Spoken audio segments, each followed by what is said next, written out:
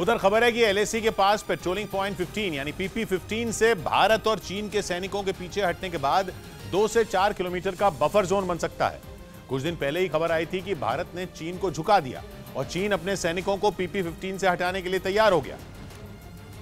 और अब खबर है कि दोनों देशों के सैनिकों के हटने यानी डिसएंगेजमेंट की प्रक्रिया पूरी होने के बाद वहां बफर जोन बन सकता है। एक रिपोर्ट में दावा किया गया कि PP-15 के इर्द गिर्द करीब 2 से 4 किलोमीटर तक बफर जोन बन सकता है, यानी एक ऐसा क्षेत्र जिनमें न तो चीन की और न ही भारत की सेना मूवमेंट करेगी। या यूं कहें कि अगर बफर जोन बना तो PP-15 एक नो पेट्रोलिंग जोन बन जाएगा और वहां चीन के सैनिकों की आवाजाही पर ब्रेक लग जाएगा और एलएसी के पास मनमानी करने की फिराक में बैठे चीन के मंसूबों पर पानी फिर जाएगा। PP-15 या गोगरा हॉट स्प्रिंग्स इलाके में डिसएंगेजमेंट की कोशिश करीब 1 साल से चल रही थी, जिसके लिए दोनों देशों के बीच कोर कमांडर लेवल की कई दौर की बातचीत भी हुई और 16वें दौर की बातचीत के बाद चीन ने भारत क्या ये जेवर के लिए पति के साथ झगड़ा नहीं करती, बल्कि खुद जेवर बनाकर बेचकर महीनों तक लाखों की कमाई करती हैं।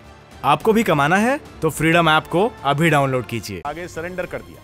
वो PP-15 पर तैनात अपने सैनिकों को वापस बुलाने पर मजबूर हो गया और एलएसी के पास शांति की कोशिशों में जुटे भारत की जीत हुई।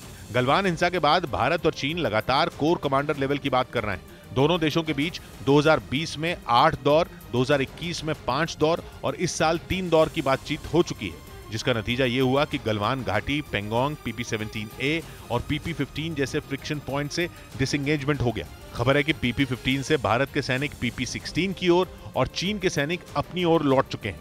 वैसे 2020 में जो हिंसा हुई थी उसमें PP-15 अहम लोकेशन थी और वहां चीन ने करीब 1000 सैनिक तैनात कर दिए थे।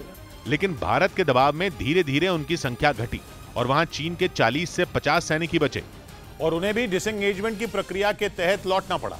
इस इलाके में बफर जोन बना तो चीन के सैनिकों के वहां चहलकदमी करने पर ब्रेक लग जाएगा, क्योंकि चीन के सैनिकों के एलएसी के पास जबरन पेट्रोलिंग करने की आदत ने ही गलवान हिंसा जैसी घटना करवाई थी।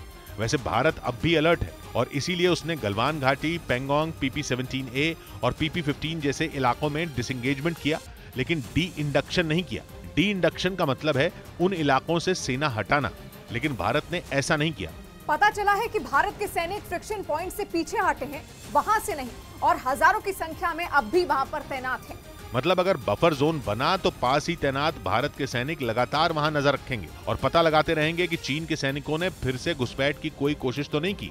इस बीच भारत ने लद्दाख में एलएसी के पास चीन को मुंह तोड़ जवाब देने की तैयारी तेज कर दी। भारत की सेना ने चंद मिनटों में सिंधु नदी पर पुल बनाकर चीन को दिखा दिया कि जंग के मैदान में पहुंचने के लिए ऊंचे पहाड़ी इलाकों की नदियां भी बाधा नहीं बन पाएंगी, क्योंकि पूर्वी लद्दाख में एलएसी के पास हजारों फीट ऊंची दुर्गम पहाड़ियों के बीच बह रही सिंधु नदी पर सेना ने वो कमाल कर दिखाया जिसे देखकर चीन दांतों तले उंगली दबाने को मजबूर हो जाएगा। सेना के जवानों ने देखते ही देखते नदी के ऊपर लोहे का मजबूत पुल खड़ा कर दिया।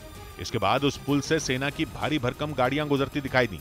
सेना ने इंजीनियरिंग के इस कारनामे का एक वीडियो भी जारी किया, जिसके जरिए चीन को यह संदेश देने की कोशिश की गई कि लद्दाख का भूगोल सेना के रास्ते में रुकावट नहीं बन सकता और जरूरत पड़ने पर टैंकों और बख्तरबंद गाड़ियों को आसानी से एलएसी के पास पहुंचाया जा सकता है।